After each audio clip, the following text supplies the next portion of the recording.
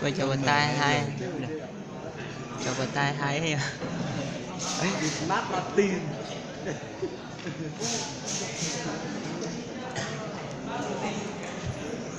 Mát là tiền.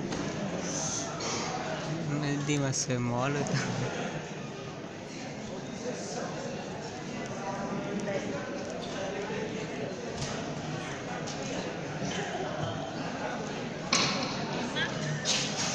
Vịt mát là tiền.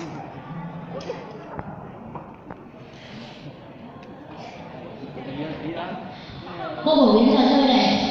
Đây là trò chơi cứng rắn, chúng ôm nhầm cứng rắn đâu. Rồi, từ từ nhá. Các bạn như thế này, các bạn nhớ nghe rõ này. Đây là trò chơi bắt sâu. Bắt sâu. Bắt sâu.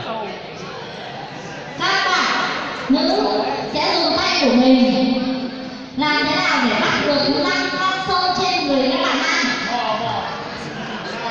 Với tình trạng bị bịt mắt nên các bạn lấy cái này từ từ cô sẽ bắt từng bạn một. Gì cao lắm này. Đâu rồi các bạn thấy chưa, cô sẽ bắt bạn trước. Bắt rồi, không phải sợ đâu. Nào Đừng có sờ vào dưới đâu, có phía dưới. rồi sâu thật của nó. Đây là mình sẽ chơi nhanh. Rồi từ đi. Ui dồi chết rồi. Nào Dĩ ở quần nhiều nhá, sâu ở quần nhiều. Dĩ ở quần đấy. nhớ nhá, dùng tay để bắt sâu nhá. Này nhớ đúng rồi. Đây đấy đúng chưa, chặn ra rồi. Ở quần nhiều nhá. Nào rồi rồi Chủ yếu ở quần nhiều hơn nhá. Ở trên ít lắm, sâu ở trên không có đâu. Nhưng mà không có. đây lưu ý nhá, các bạn không được ta giấu được là cái con sâu đấy ở đâu nhá, phải để nguyên để cho các bạn giữ tự mò tự tìm nhá. Này Nó càng kín thì càng khó ấy. các bạn làm sao các bạn nữ tiến lên cho giáo bạn luôn, dắt các bạn nữ dắt tay lên ông kia. Nào qua đây đúng rồi đây đây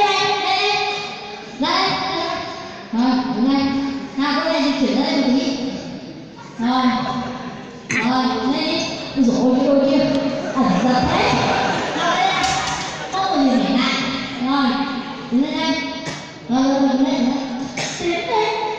Rồi em lùi người kia một tí. Rồi đi kéo đi một tí. Rồi em lùi một tí.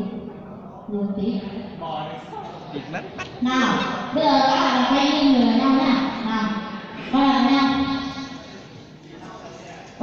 Sao không biết nhau mà không biết cái đấy là đối tượng của mình này. Để nhẹ lưu ý này, chắc chắn là các cô này không có làm được nói nhớ rồi.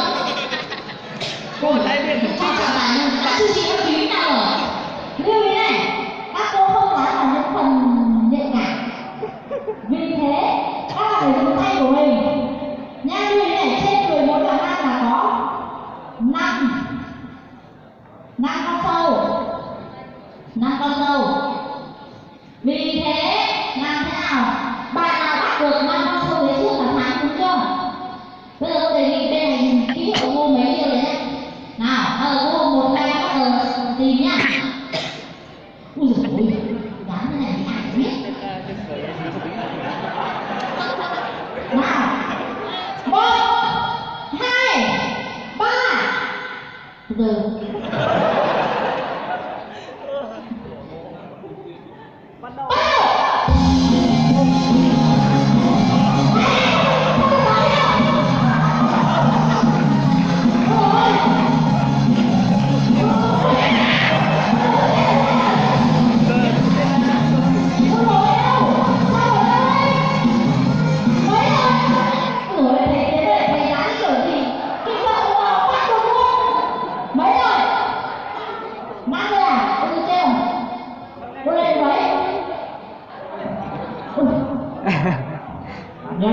là sấy rồi. Công nhận. Cô chưa đi lên một hồi nhạc như này, mồm nói liên hồi. Cứ là không. Đấy, chết rồi. Làm lại Chưa thôi. thì phải gì. Một tôi và một trọng tài. Em xin giới thiệu cho tôi là còn em có biết sao của em ạ. Trên ngành có thế này. Cảm ơn ạ. Chị ơi.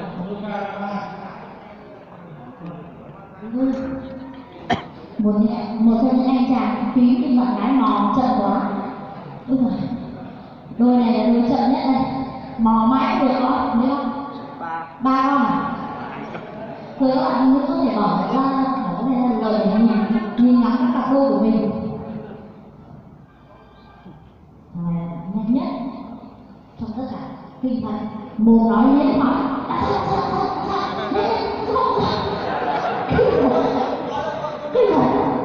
cô mới lướt tới đây mà cô đã nghe cái tiếng xin phép là sẽ cho các bạn giới thiệu. Tuy nhiên thì các cặp đôi số 1 cho chức mò sâu nhanh nhất. Xin hỏi những cái gì mà bạn bắt được những con sâu này nó là khủng khiếp thế? Hôm nào cũng đọc thôi. Tất cả các thầy cô và các anh chị trong trường em xin giới thiệu em tên là Huỳnh Vợ. Em hiện tại đang học lớp cao 10 số 1. Công nhận. Em tên là Ngọc Bình Sao, học lớp K1C2. Rồi nó hàng xóm của nhau. Có ở ký túc không? Ở ký túc không? Ký túc đúng không? Có biết ngay mà. Riêng cái lớp K10C1 cái C2 thì không khác gì tình nghĩa như kiểu nước Việt Nam và Lào ấy. Các bạn nào ạ? Thân nhau lắm. Thế là đúng rồi. Em học lớp nào? Em học lớp K1, K2. Em tên là Giàng Anh Thế. Cô giáo phải thử nhất đôi này. Đó là rơi một con sâu xuống dưới đất. Thế mà đi vẫn có một con sâu đấy. Nào đứng lên. Người thắng thứ hai. Giỏi thật. Thôi khẳng định rõ ràng cô nhìn rơi xuống đất rồi. Thế mà không biết là ai làm những cái đấy. Có làm gì đấy. Bạn ai làm những cái đấy. Đưa không? Đấy. Đi mắt người ta nhìn thấy sâu ở dưới đất. Chả nào. Đôi này xong cả người mua được không nói. Nào, đôi này. À quên, cô quên. Chưa giới thiệu với các bạn.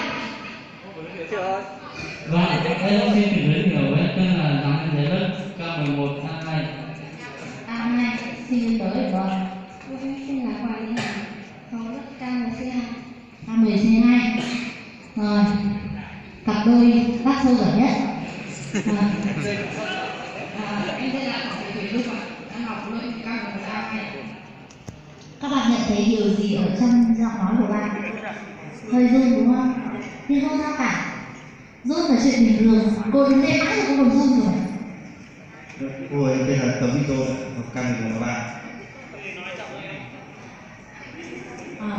Thế à? Cùng quá.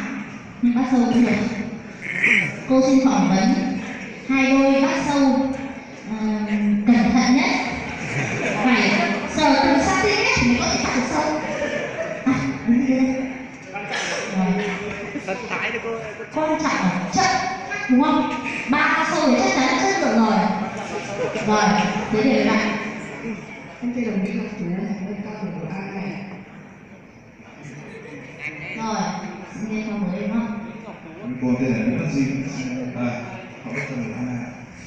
Hai học lớp. Ôi giời ơi, hai đứa như là hàng xóm thôi mà nó đến tối rửa tắt đèn vào nhau, hát được luôn. Thế là hai này cùng lớp. Một chuột nhà không chia các bạn, con thua. Đấy, bạn nhá, cô quên mất đấy để cho ép đấy. Này đi này, kiểu gì bắt được 5 con sâu đơn giản. Rồi, bạn này giới thiệu rồi đúng không? Bạn này cũng giới thiệu rồi, ví dụ lớp K32. Chuyên ngành gì nhỉ? À, chăn nuôi thú y. À, bảo rất ai. Rồi, đôi nào đôi thắng cột nhỉ? Bây giờ sao trước? Đúng rồi. Cô biết thường rồi thì giờ nó bắt sâu rồi nó khủng khiếp giỏi rồi. Rồi. Thế nên lấy quà đi em. Được kìa, tay vào tay. Các bạn có thích chơi những cái trò như này không? Đùa, cứ là bảo sướng đấy. Sướng có bạn tương lai không? Nhiều dành cho các em cô ơi. Nhiều cho các em. Em lên đi. Thầy bơi bao giờ đi nghỉ đúng không? Chơi đi cô, chơi đi. Chơi cả buổi chiều rồi cô. Đúng rồi, chơi để hết quà, đúng rồi, chính xác rồi. Cô có nhà không? Nhặt thì nhiều mà tôi hết quà.